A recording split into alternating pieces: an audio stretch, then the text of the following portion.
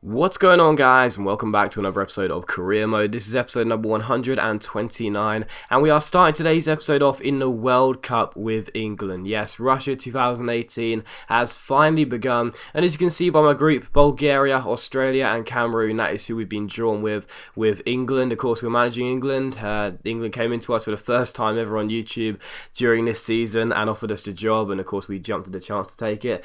And yeah, Australia, Bulgaria, Cameroon, I think those three nations are not bad at all, but I definitely feel as though we should be the heavy favourites coming into this group and should be able to top it with relative ease, to be honest. As you can see by the team, I'm playing a 4-5-1, and Joe Hart is going to be our goalkeeper as well. Now, I know that a couple of you did pick up on the fact that Luke Daniels has grown to an 88 overall, which is just insane, isn't it? But even so, I'm going to keep Joe Hart in goal because he's just been serving us really well for West Bromwich Albion, so we may as well continue playing him for the country as well as the club. But Australia was the first game in the group. We took on Australia, and the first chance fell in the 3rd minute. Daniel Sturridge getting played forward there, and our lone striker was denied by a fantastic save by the goalkeeper Kisak. But as we throw the ball in really quickly, Henderson crosses the ball in, and this time Daniel Sturridge is not going to be denied. It is a fantastic finish by the Liverpool striker. What a great volley that is, with his weaker right foot into the top corner. And it was quick thinking, you know, instead of just putting a foot on the ball and taking our time with a throw in, we quickly lobbed it in. Henderson crossed the ball in, first time on the volley, and what a brilliant strike that is by Daniel Sturridge. Absolutely brilliant. And our first goal in the World Cup is scored by our number 9. So England 1, Australia 0, and in the 12th minute a good breakaway here sees Wayne Rooney carry the ball over the halfway line. He gives it to Jack Wilshere, back inside towards Wayne Rooney. Rooney finds Daniel Sturridge, and Sturridge finds the bottom corner and finds the back of the net for the second time in the game. So England 2, Australia 0, Sturridge with another goal. Rooney with a lovely passing as well. I really do feel as though Rooney's going to be a great asset for Sturridge to have, as Rooney plays in that centre forward role and Sturridge is our lone striker. I think that will work really nicely. Instead of playing them both up top together, having Rooney dropping deeper, and it showed there. Really good ball forward.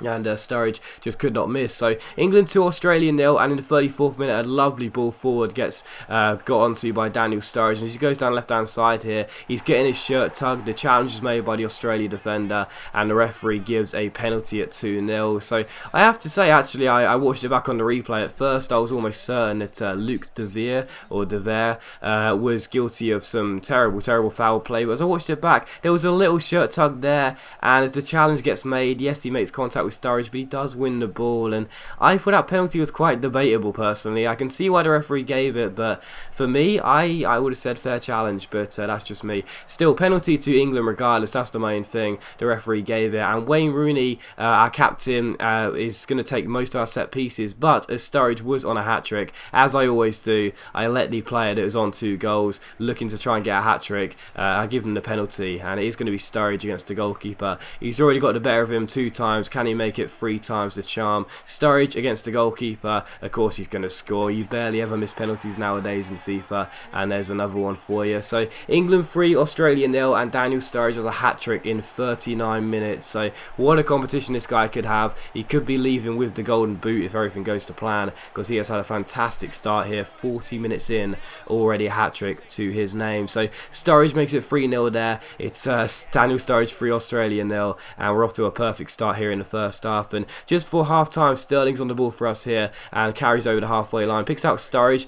He's got 3 goals. He finds Wayne Rooney, and what a goal this is by Wayne Rooney. Absolutely fantastic, but as I couldn't celebrate with him, I thought maybe the goal's disallowed for something stupid. I couldn't figure out what, but I realised that it wasn't disallowed. It actually went down as an own goal off Williams, the Australia captain there, because it took a huge deflection, and I didn't even realise it at first. I just thought it was a brilliant strike by Wayne Rooney. Instead, it takes a massive deflection off Williams, and the own goal is credited to the Australia skipper there. I'm pretty sure it should have been Wayne Rooney's goal, because it was on target, or at least it seemed that way. But even so, I guess you can see why the goals panel would have given it as an own goal there.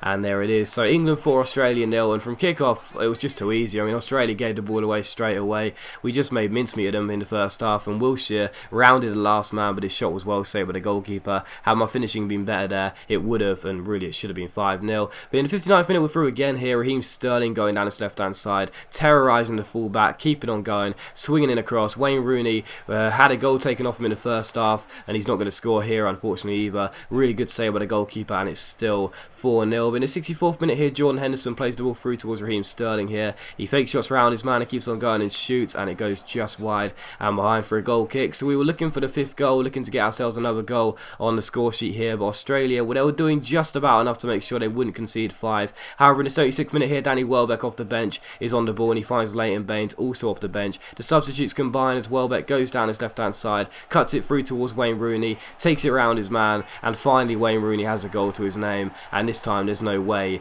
anyone is taking that goal away from him. Really nice finish by Wayne Rooney there. Just a little cut inside right here, as you'll see, taking it around the last defender. Usually I'd shoot that first time and mess it up, but instead kept my composure, and Wayne Rooney makes it England 5, Australia 0, and it was how the game would finish. So a 5-0 victory, great to win the opening game so convincingly. A hat-trick for Sturridge, 1 own goal through Williams, and a goal for Wayne Rooney as well. It was very nice to see, and you know, in these 3 games, you know, we were going to be the favourites for all, and we knew that, so it wasn't really too much of a surprise to win the game by 5-0. But even so, the performance was great. That's the most important thing, and the 3 points in the bag with such a great goal difference swing in the first game is always very nice. And so for the second game in this group stage, we take on Cameroon, who beat Bulgaria in their first game. So taking on the side from Africa, looked at their lineup, some very decent players in there, including Alex Song. Berdimo, the left back, is very good. Matip's a good centre back on this game as well. So not a bad team Cameroon have, but I really did feel as though after the first game, where we just demolished Australia, we should probably win this game as well. Didn't know if it would be just as easy, but I certainly thought we'd be getting the 3 points at the end of the game. And the first chance fell in the 9th minute. Raheem Sterling came forward here and ended up winning us a penalty as well. So crazy to think that's now our fourth penalty won in 3 games. But as Matip, who I was just praising there, brings down Sterling, this time I said the Australia penalty was quite debatable. There's no debate in this one. I mean, he's just literally trying to swap shirts with him inside the area there. There's no doubt in my mind that is a definite penalty. So great chance for us to take the lead so early on in this game, just 12.5 minutes in. Daniel Sturridge got given a penalty from Wayne Rooney in the last episode to complete his hat-trick, but in this game I was not going to take it away from Wazza. It's Rooney against the goalkeeper on Doha. Can he stand up and score? Well, I took my time with a penalty there, don't know what I was doing, but eventually I stopped the cursor in the green here, end up smashing the ball into the top corner. On Doha is rooted to the spot, and it's Cameroon 0, England 1. So Wayne Rooney getting the goal there, very nice finish from the penalty. As I've mentioned, penalties are very easy to score this year, I know, but it's still they still have to be scored, you know what I mean? They may be very easy, but they're still got to be scored regardless, and that one was. So Cameroon 0, England 1, perfect start to this game, and we are already in the lead. And 5 minutes before the break here, Theo Walcott puts his man on the floor and strikes it, and it goes just wide the post and behind for a goal kick. So we were putting Cameroon under a lot of pressure, but unfortunately for us, we still only had the 1 goal. However, in the 45th minute on stroke of half time, here we go down left hand side, Raheem Sterling. Sterling once again terrorising the Cameroon defenders, and for the second time in the game, Raheem Sterling gets taken down,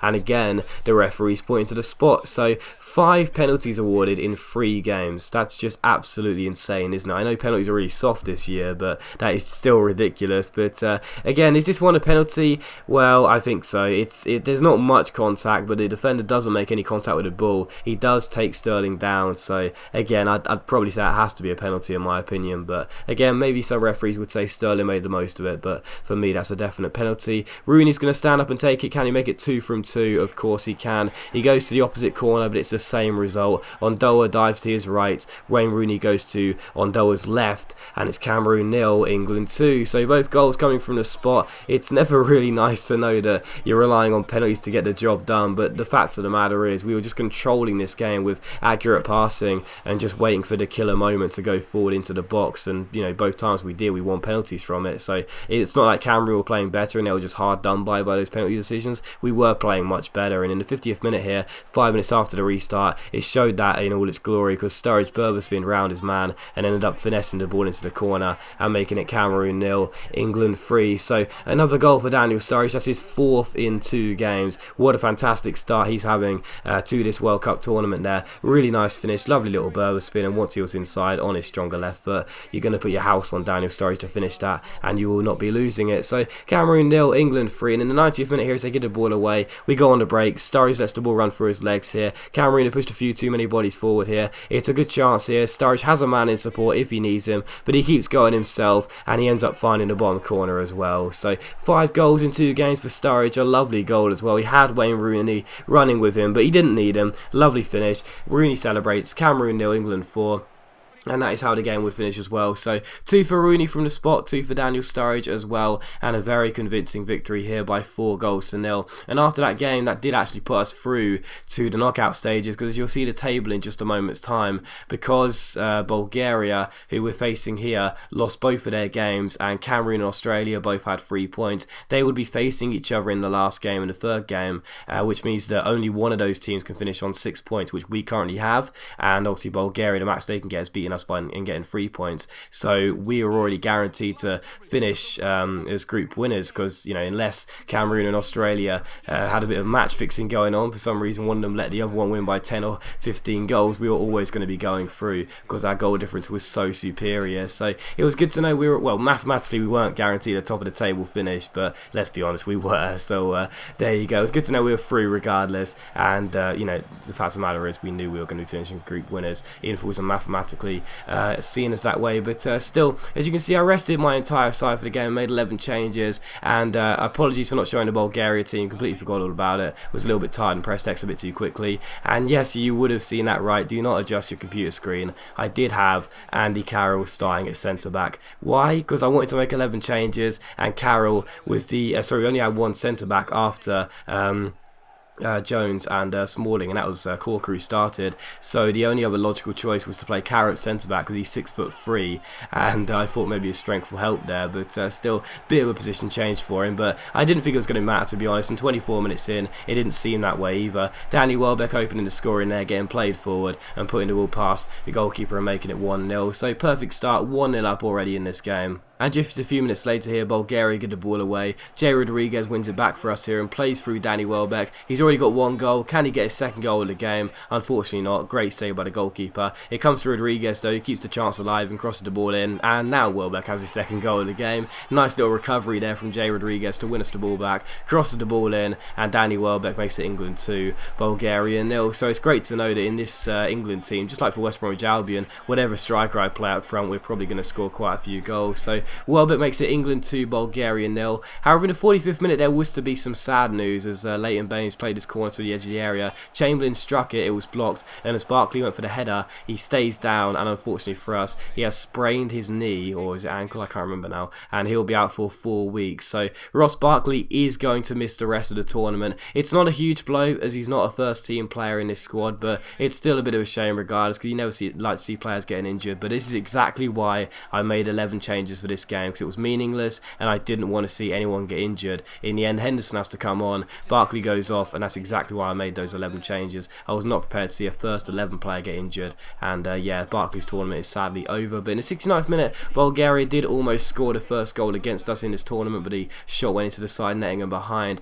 And in the 75th minute here, Adam Lallana's on the ball, plays an absolutely wonderful free ball into Jay Rodriguez. Rodriguez has the pace on Milanov, he beats him for pace, and I don't know why he started there, but even so, as he cut inside, the shot was saved, but Bulgaria failed to get it away. It came straight back to Rodriguez, and he puts it into the empty net. So really poor defending from Bulgaria, you'd expect nothing less really. England 3, Bulgaria 0, and that was the game sealed. So we get the win by 3-0. We are indeed through as group winners with maximum points, 9 out of 9, exactly what we wanted. 12 goals scored, 0 conceded, the perfect start to this World Cup group. And I know there's a long way to go, but that certainly does give us a lot of confidence going into the knockout stages. But as always guys, a big thank you for watching the video. Really hope you have enjoyed it. If you have enjoyed today's episode, then please do leave a like, it's much appreciated, and really does help my channel out. And I'll see you for the next episode of Career Mode very soon.